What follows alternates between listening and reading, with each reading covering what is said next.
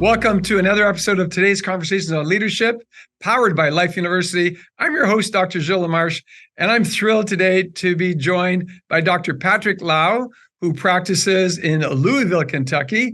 I've had the pleasure of visiting Dr. Lowe in practice and seeing the people that he serves with a great team that he has there. So, Dr. Lowe, thanks for joining me today.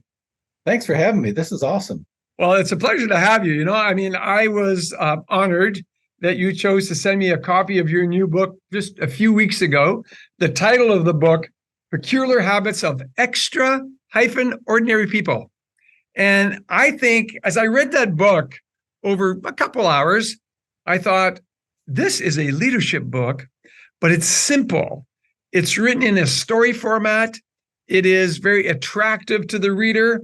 And so I'd love for you to share with our audience, why you wrote the book, the impact you'd like to have on the book, and share some of the tips that they're going to learn when they choose to read your book, if they choose to read your book. But I would recommend it right away because, like I said, I read it in a couple hours, and it's a great little book written in a completely different style. So I love the style on how you wrote it because it was captivating and it kept me engaged in wanting to know more. So share with our audience. Well, the book, like you said, is called Peculiar Habits of Extraordinary People.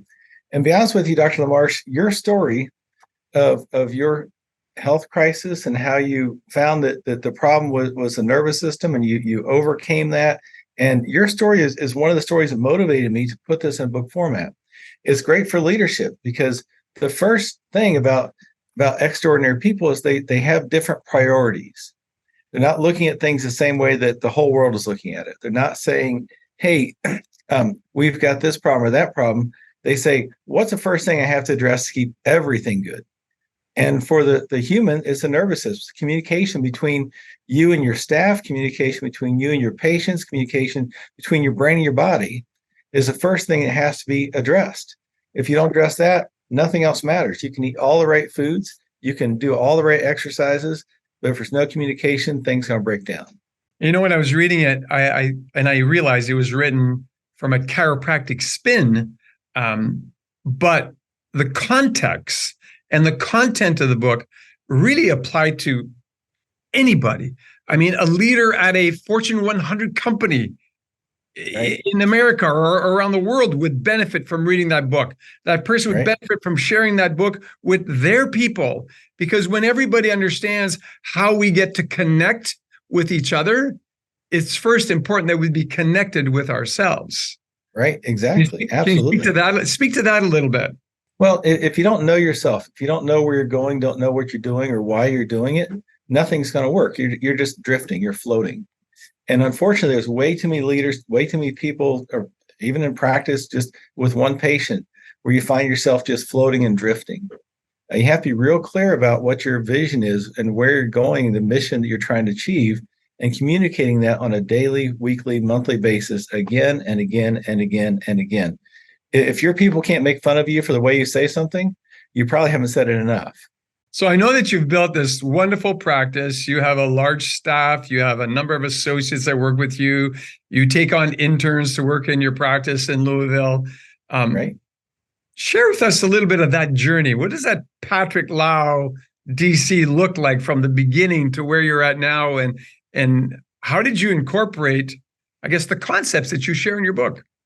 Personally, incorporate them. Yeah, there are several things. One is, I have a white hair for every stupid thing I've done in practice.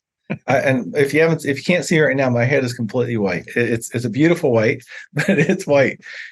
And the thing is you do something, you try something, you buy a course, you work with a consultant, and you integrate all these things. You take the best and leave the rest. And the more you do that, the more you get to benefit from it.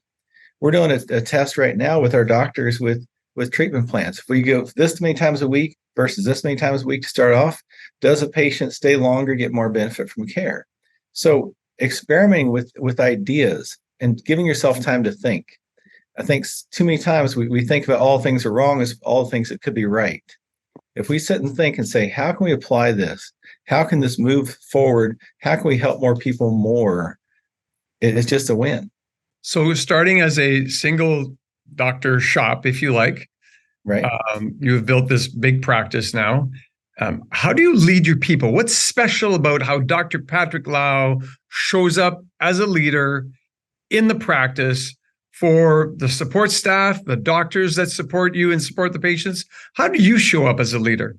I have one main question to ask everybody. Well, two questions. Where are you going and how can I help you get there? So I ask my doctors, they come in and they're new out of school, or one couple of my doctor has been in practice for 20 years. And we set a vision. We say, where are you going? I want to get to this many patients a week. I want to have my own practice down the road. I want to learn this, I want to do this. How can I help you get there? And I ask my team, how can I help you? You've got goals in your life. You got things you want to do. How can I serve you in reaching your goals?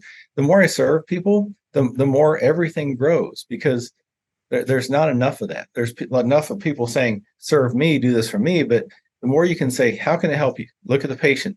I got this pain. I got this problem. How can I help you? And the more we can address this from a servant mentality, the better off everybody is. And the more everybody sticks together, because they know that I have their best interests at heart.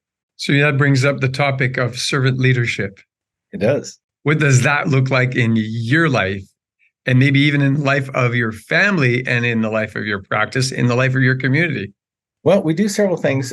One is we do a helmet day every year. We give away 500 helmets to 500 kids in our community, trying to help prevent brain injuries. You know, the brain is master control of everything. As chiropractors, we help reset the brain. We see kids with injuries, and we want that to be protected if possible, not have to address injuries. We reach out and we do massage events. We go out and meet people in our community.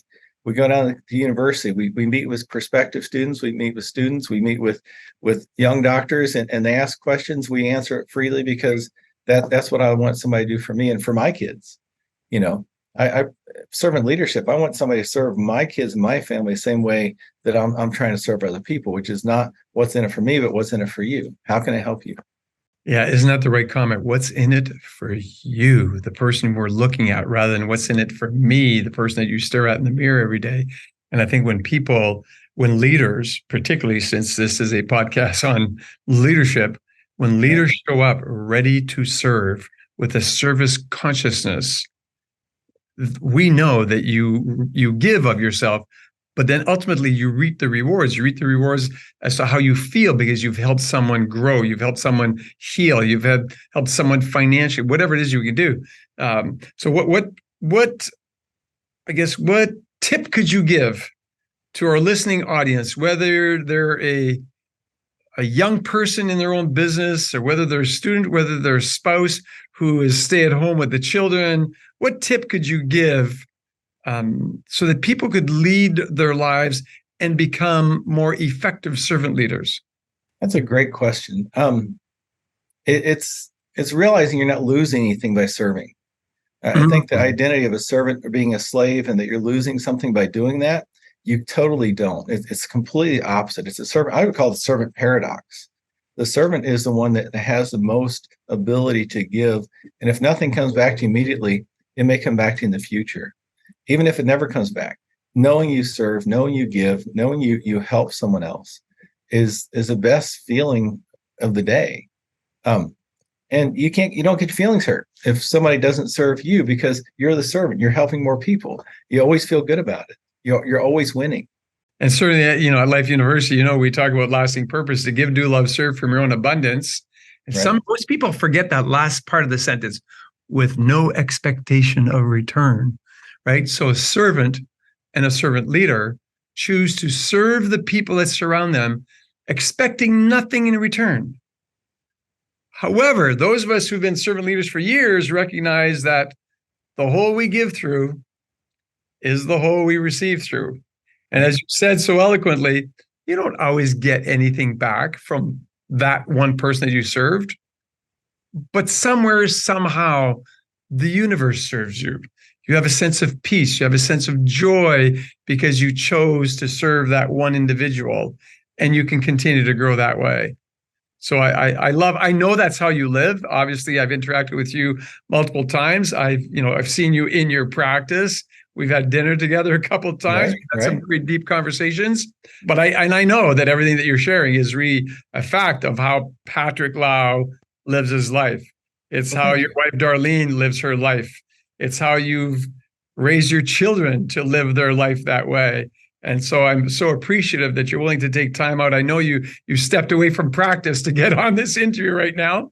Right. But any closing comments for our audience? One of the things I love about the lasting purpose statement, and you just said it, is out of your own abundance. And I love it because it makes me focus on all of my abundance, all the things I've got, all the things been given to me, all the ideas people share, all the encouragements I've had over the years that allow me to do this and to do what I'm doing on a daily basis. And realizing our abundance, it's so much different than that lack mentality. I just love that. I love that part of the phrase. Expecting nothing in return is also there.